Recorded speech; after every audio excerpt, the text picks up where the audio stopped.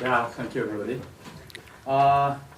So this session, mini session, second session is a bit dedicated to the earthquake-related talks. So hopefully you'll enjoy it. And the first speaker is, so we actually wanted him to link up with the video link, but unfortunately he's in Nepal at the moment. So we have recorded his recorded talk though. So let me give a brief introduction about him. So Mr. Ananta Baidya is a California licensed civil engineer with over 30 years of practice in civil and structural engineering in both the private and public sectors in the United States. And he has worked as an engineer in Hawaii, Las Vegas, Nevada, and San Diego, California. He has extensive experiences in the area of public safety, including disabled accessibility, and is ideally qualified to comment on technical aspects regarding pre-disaster mitigation and disabled accessibility in Nepal and elsewhere. His interest and attempts in Nepal since 2011 has focused on creating ways and means to modify current public safety situations and understanding for both the able and disabled to comply with acceptable safety standards. So let's see.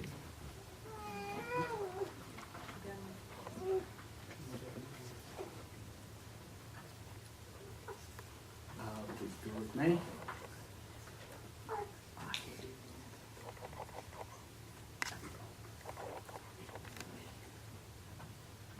So unfortunately, you will not get a 5-minute card, but we'll try to link him up in Nepal for the question and answer session. Namaste.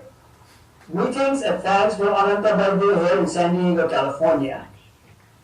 Understanding reconstruction and restoration after the 2015 GORKHA-NEPAL earthquake is critical to normalize living in Nepal.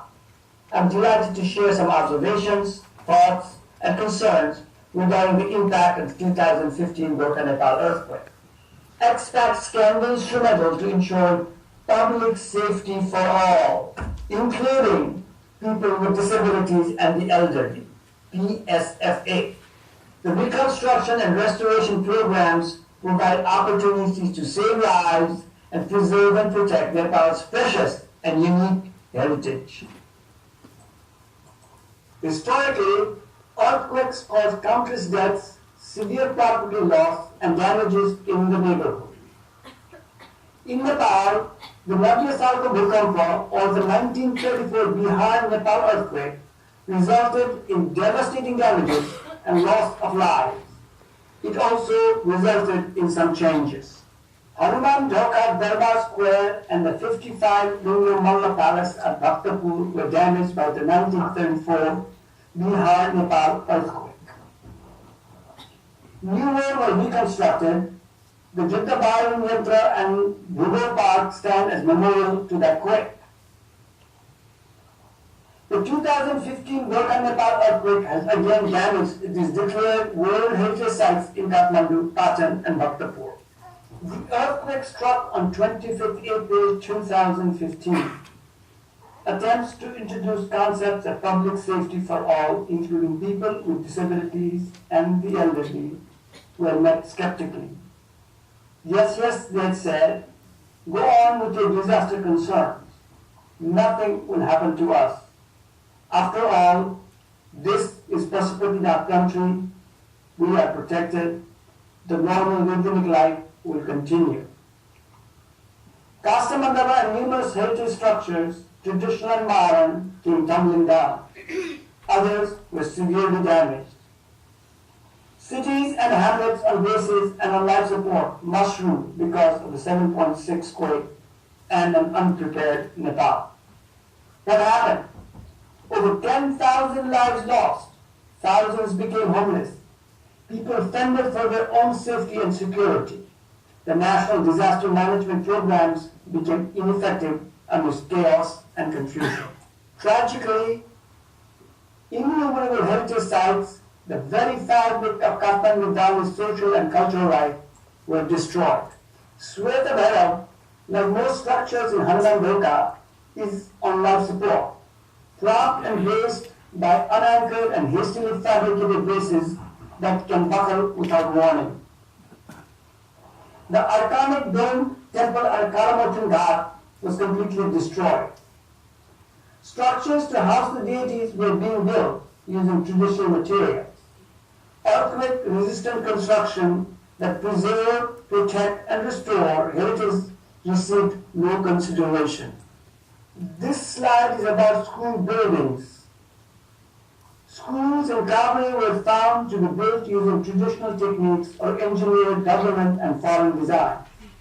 They were damaged or destroyed that failed to follow basic earthquake engineering concepts. An entire generation of children were at great risk. Had this earthquake occurred on a school day, a section of Nepal's future could have been injured, killed, or disabled. Essential facilities are designed to be operational during and after disasters such as earthquakes. Trichy Hospital operates under the threat of future aftershocks or quakes and is surrounded by damage and destruction. The consequences of housing essential firefighting equipment in unreinforced masonry or brick buildings is shown. Severe damage occurred at the Jutta Baru Yantro building, yet the fire station is in operation. The Patan fire station was damaged and collapsed. Lessons haven't been learned. No one has paid heed to earthquake preparedness, retrofitting fire stations, and rebuilding them, published in a local architectural magazine. Innumerable non-traditional buildings, including tall concrete frame buildings, were damaged or destroyed by the earthquake. Unconventional and hastily concocted construction remedies patch and fix, despite public misgivings. Whether these fixes are based on sound engineering using principles of earthquake engineering is unknown. Such practices are dangerous and compromise public safety for all. Interestingly, the Nepal Reconstruction Authority, NRA, has finally been created. Donor pledges of $4.2 billion remains untapped, by profoundly impacted villages and urban communities over its shelter, water, and other daily necessities.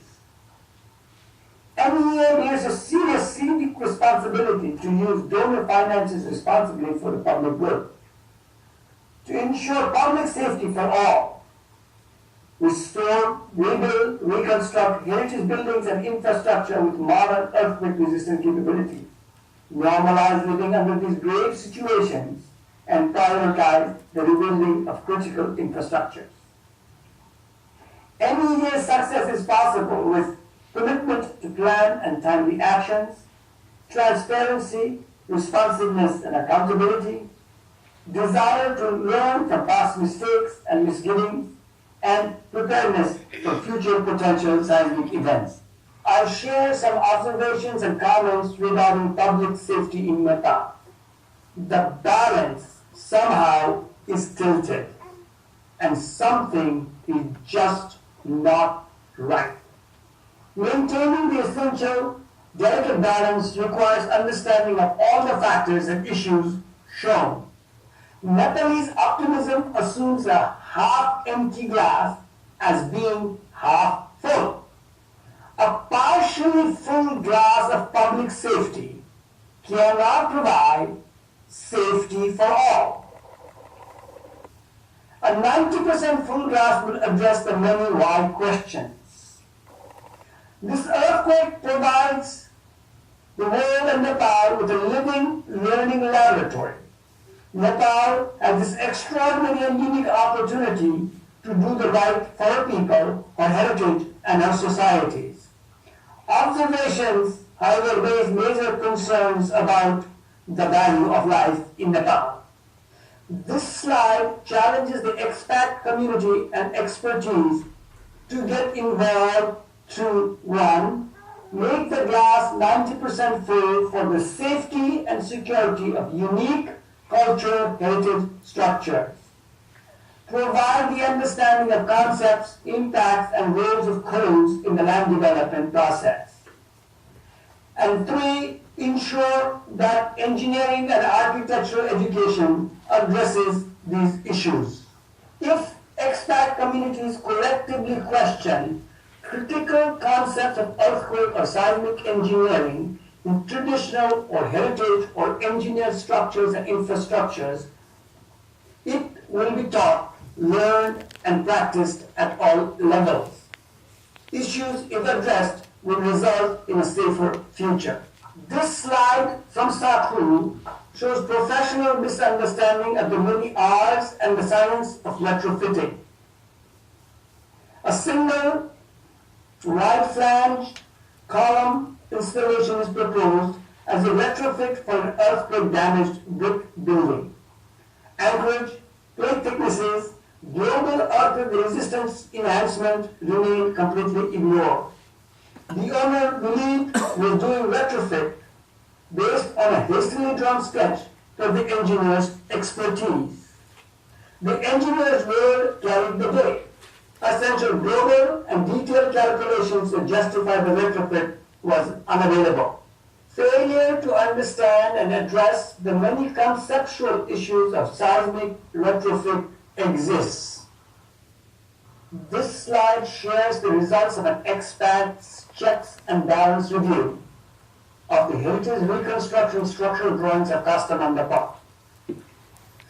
Officials publicly displayed them and requested comments. Bad news.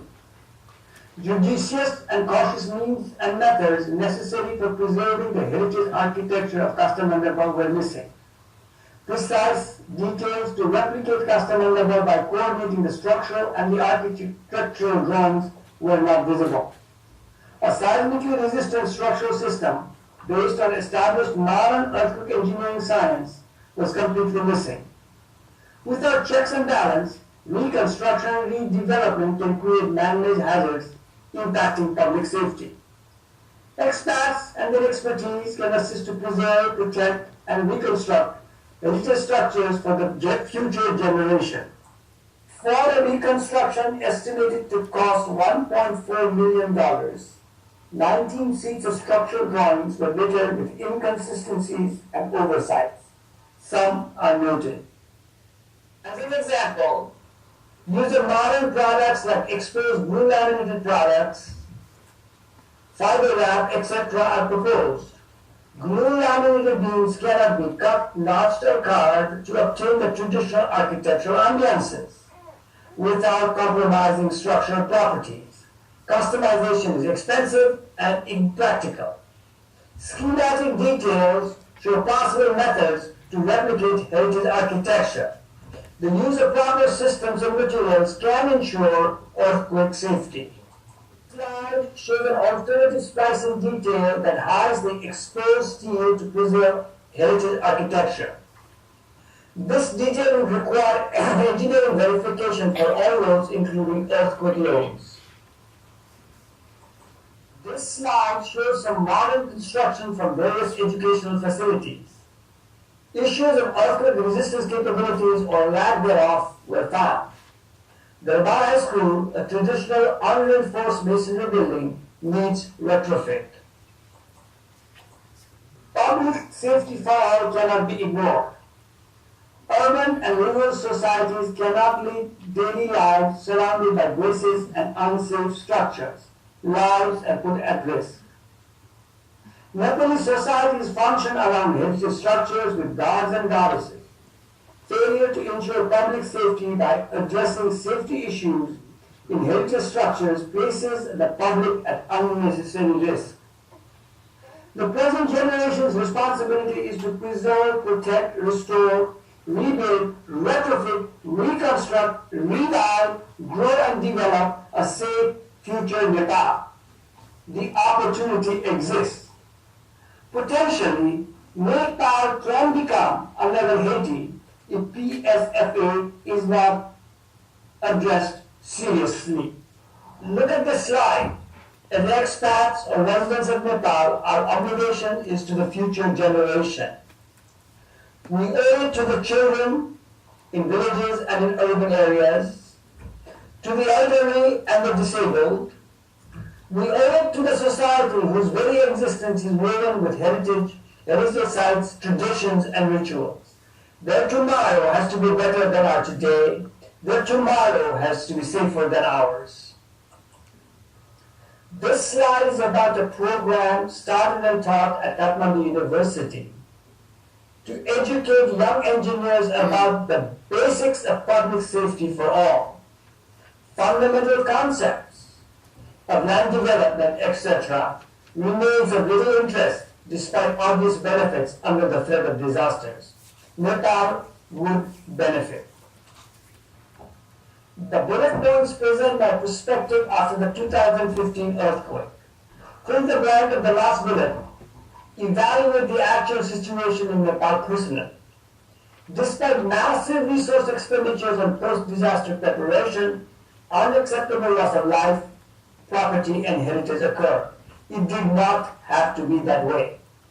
I believe that post-disaster mitigation will remain difficult without understanding pre-disaster preventive techniques.